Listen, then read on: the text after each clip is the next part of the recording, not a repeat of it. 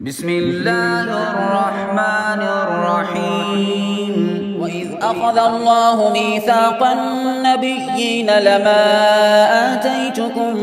من كتاب وحكمة ثم جاءكم رسول مصدق لما معكم لتؤمنن به ولتنصرنه قال أأقررتم وأخذتم على ذلكم إصري قالوا أقررنا قال فاشهدوا وأنا معكم من الشاهدين فمن تولى بعد ذلك فأولئك هم الفاسقون أفغير دين الله يبغون وله أسلم من في السماوات والأرض طوعا وكرها وإليه يرجعون قل آمنا بالله وما أنزل علينا وما أنزل على إبراهيم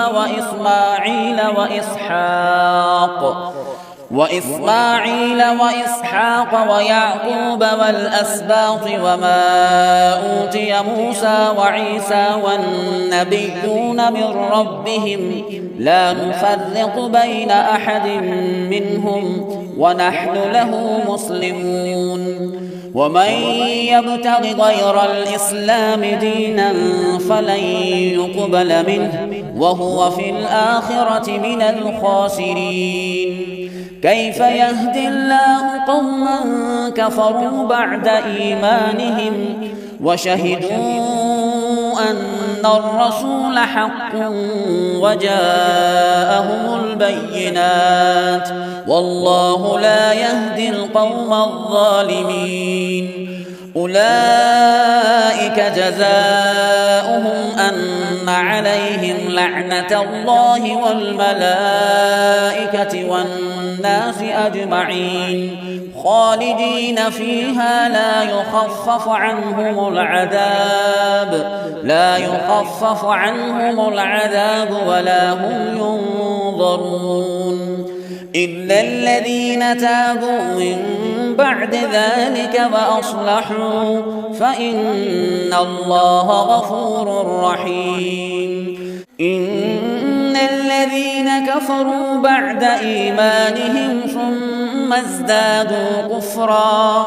ثم ازدادوا كفرا لن تقبل توبتهم وأولئك هم الضالون إن الذين كفروا وماتوا وهم كفار فلن يقبل من أحدهم ملء الأرض ذهبا ولو افتدى به أولئك لهم عذاب أليم وما لهم من ناصرين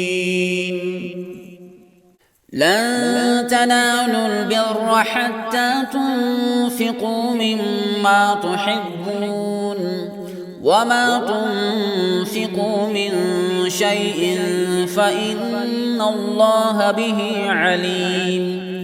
كل الطعام كان حلا لبني إسرائيل إلا ما حرم إسرائيل على نفسه من قبل أن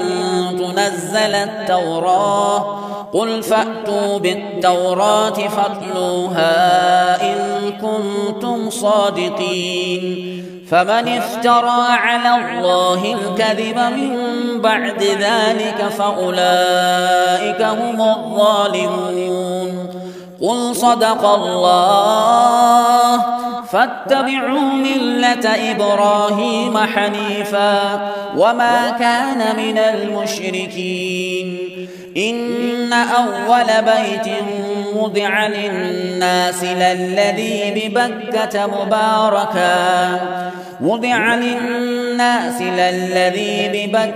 مباركا وهدى للعالمين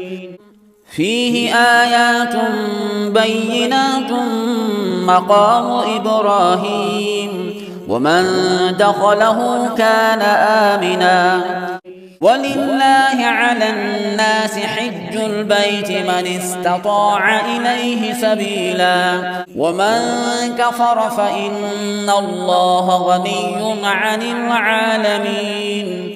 قل يا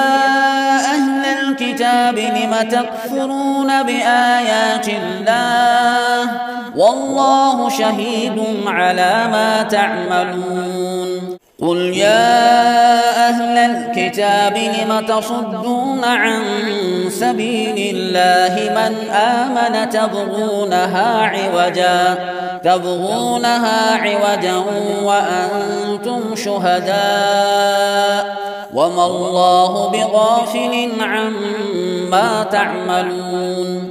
يا أيها الذين آمنوا إن تطيعوا فريقا من الذين أوتوا الكتاب يردوكم بعد إيمانكم كافرين وكيف تكفرون وأنتم تتلى عليكم آيات الله وفيكم رسوله ومن يعتصم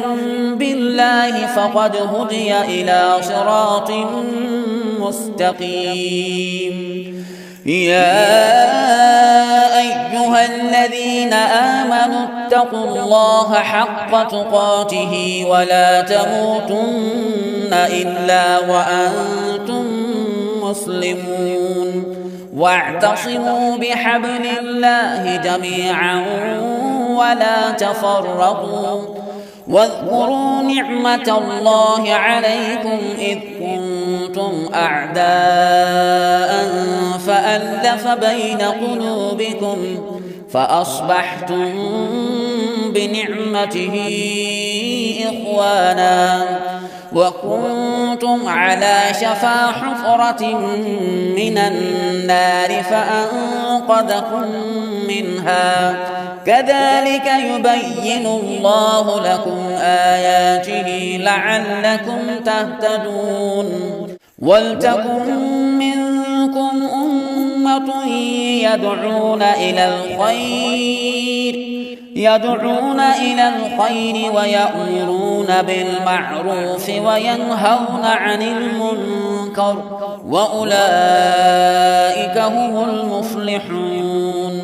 ولا تكونوا كالذين تفرقوا واختلفوا من بعد ما جاءهم البينات